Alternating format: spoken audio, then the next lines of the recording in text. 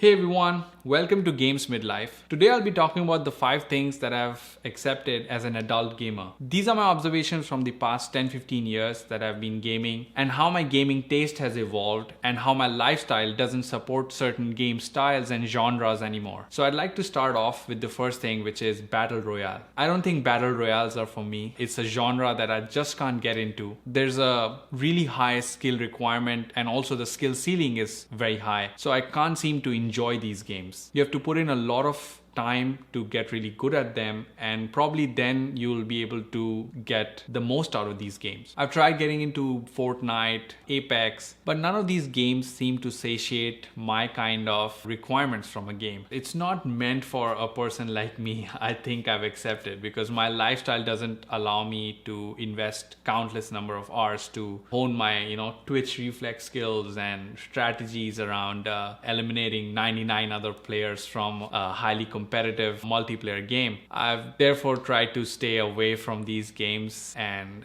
ventured into more narrative driven experiences and story driven games. Some game publishers and studios like Apex is probably trying something like PvE for its quest mode, but that's also a very small segment and it's not exactly alternative for actual battle royale style of game. I've also accepted that there's a certain group and an audience which enjoy these games, and I appreciate them for what they can get out of these games because these games are free to play and publishers are constantly pumping out content for these games. There's so much discussion and community spirit around these games. I kind of envy that I'm not part of that. Then again, I don't have that kind of time and availability of bandwidth to get good at these games. So that's my take on battle royales. The second thing that I want to talk about is the entire horror genre. Now, this is something that is very personal to me, but I get scared very easily. I've accepted that this whole horror genre is not for me. The entire idea of braving through these interesting environments with great ambient sound design just to get scared by these jump scares, I don't think I'm willing to take the risk for that. Multiple times I've tried picking up my copy of Resident Evil 3 and putting that in and thinking that let's try it once, but somewhere or the other I get to see these reaction videos of people getting scared by these games and I'm just afraid. I'm not brave enough to put the disc in and start playing these games. Because of this whole factor of getting startled by these jump scares, I feel like I'm not willing to try to even experiment with them. I've accepted that horror, I'll try to stay away from it. Maybe someday I'll try to slowly progress through the scare factor in these games. Maybe I'll start with the least scary game and work myself up through the scariest game, which I don't even know which one it is. I mean, probably Amnesia or Resident Evil Biohazard. I love the fact that there's so many great reviewed games, and these are highly critically acclaimed games, but you just have to be more than a wimp to enjoy these games.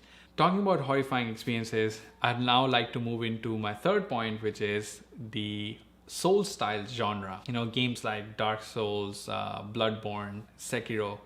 I love the idea of these games. I love the message that these games promote, that you have to brave through brutal combat and conquer these, terrifying boss battles. But I don't seem to ever get to a point where I really enjoy the experience of playing these games because I hit a severe progression halt. And that's when I start to feel frustrated with the game. And I tend to usually rage quit these games and move to other genres. I've accepted that I just don't seem to enjoy these games. I mean, someday maybe, yes, I'll probably muster up enough skill and try to get good at these games. But at the same time, I could be putting in all those time for other games like JRPGs. Even when I do defeat a challenging boss in these games, I never get that rewarding feeling that people talk about, that it feels like so good after defeating a boss that you've conquered. The only thought that's running in my head is, okay, there's another one to defeat after this. That thought process doesn't work with me, and it's something that I've accepted. It's a problem that's on a personal front. It's not something that I'm saying that the games are bad. These are great games with amazing atmospheric environment design, with great lore and production value. So these are good games, but again, not for me. I do know that some of these games support a play style where you can kind of cheese your way through these games, where especially Dark Souls 3 has, I guess, a lot more faster combat compared to Dark Souls 1 and 2, and it has build variety, and you can kind of over level yourself and work your way around the game that way, that you're much higher level and your attacks have a much higher impact. But that's not a solution. That's not a permanent solution. I can't keep grinding and over level myself for each of these battles. So yeah, that's my third point. Souls-like games or Soulsborne games are not for me. The fourth thing that I want to talk about is my love for loot-driven games. I have a soft spot for any game that has a good reward system and rarity structure and a tiered loot system. It probably started off with Diablo 2 Lords of Destruction, and then eventually my whole relationship with loot-driven games got intensified with the Borderlands series.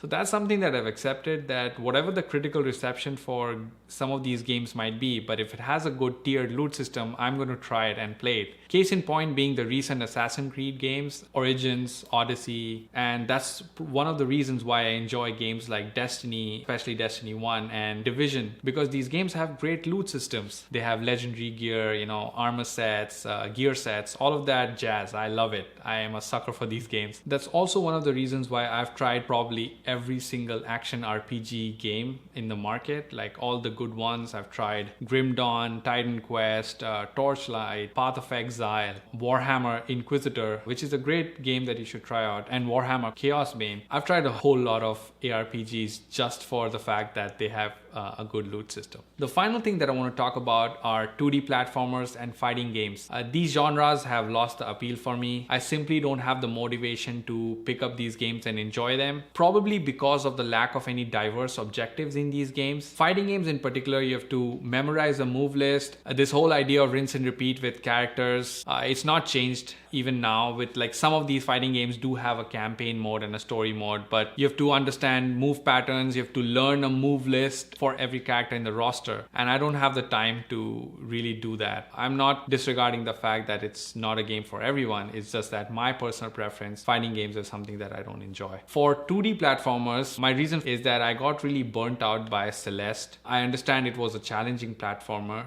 but man, oh man, that game really burnt me out on 2D platformers, because you mess up once, you have to go through this entire level again. Even though the narrative structure of the game is built around the idea of, making these repeated runs and getting good at it, but it's still so much of frustration to enjoy a little bit of reward right at the end of a story arc. I mean, that's not something that I'm willing to put myself through. And I did that for Celeste, and that's completely degraded my love or appreciation for any more 2D platformers. I've accepted that for the time being, 2D platformers are out for me. I'm not including Metroidvanias in this because they have the added objective of exploring a region, and it's not exactly precise 2D platforming in those games. I like the progression system in those games because you have to explore, acquire new skills, and discover new locations. And there's a larger narrative thread to these games, but anything to do with precise time-based platforming,